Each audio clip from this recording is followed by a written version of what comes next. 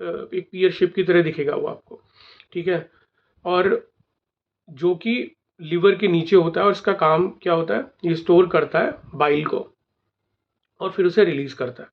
तो बाइल क्या है, एक फ्लूइड है जो लीवर प्रोड्यूस करता है जिससे फूड डाइजेशन में हेल्प मिलती है, ठीक है। और फिर गॉल ब्लैडर उसको क्या करता है, स्टोर और कॉन्सेंट्रेट करता है, जो फिर रिलीज हो जाता है इंटेस्टाइन में, और स्मॉल इंटेस्टाइन से होता हुआ आगे फिर वो बढ़ता है, ठीक है, जिसको स्मॉल इंटेस्टाइन बोलते हैं, तो उसको हम बोलते हैं डुडेनम बोलते हैं, ठीक है।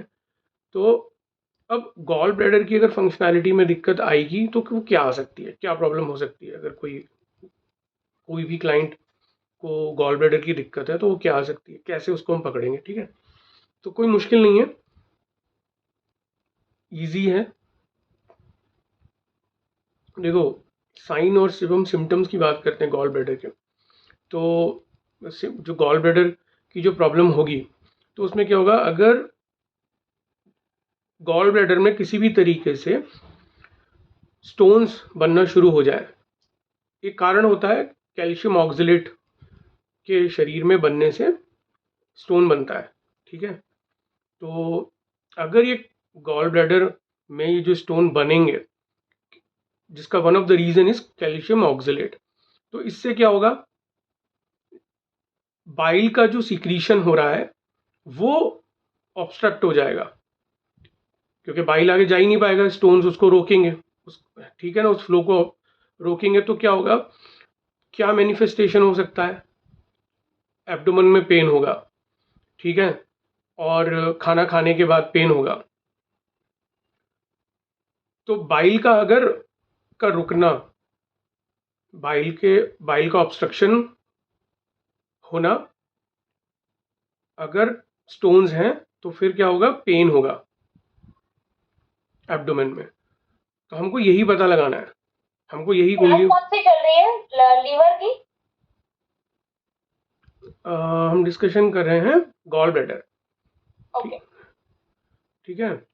तो अगर गॉल ब्लैडर ब्लॉक करता है बाइल के फ्लो को, ठीक है, तो ये अफेक्ट करेगा गॉल ब्लैडर की फंक्शनैलिटी में।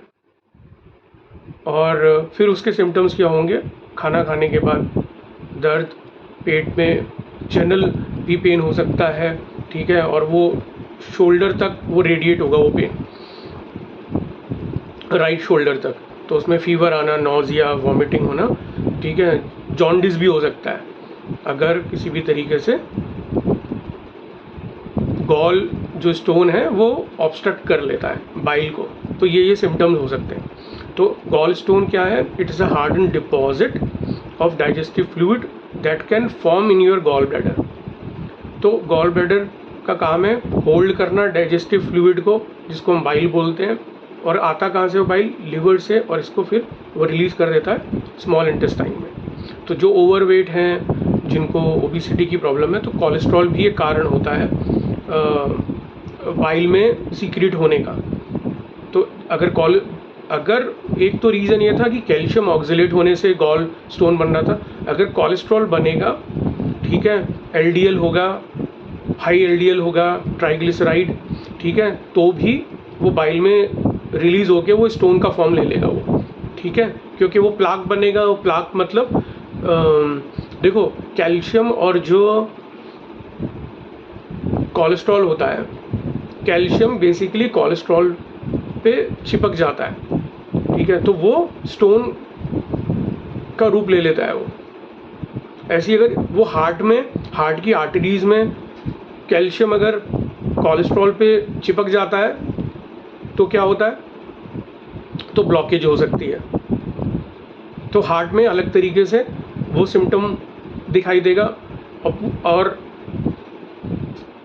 अगर गॉल ब्लैडर की बात करेंगे तो यहाँ पर भी वो काम वैसे ही करेगा, बट गॉल ब्लैडर में वो स्टोन बनाएगा, ठीक है।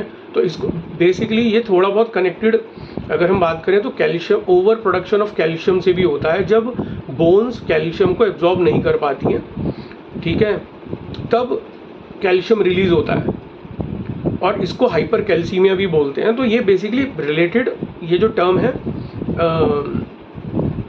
मतलब यहाँ पर भी यूज़ होती है, हार्ट के अनाटॉमी में भी यूज़ होती है। कैल्शियम का डिपॉजिट होना भी, अगर जब आप MRI कराएंगे, कैल्शियम स्कोरिंग टेस्ट कराएंगे, तो वहाँ पर भी पता चलेगा, डॉक्टर बोलेंगे कि भाई कैल्शियम डिपॉजिट है जिसका स्कोर 250-300 से ज़्यादा है।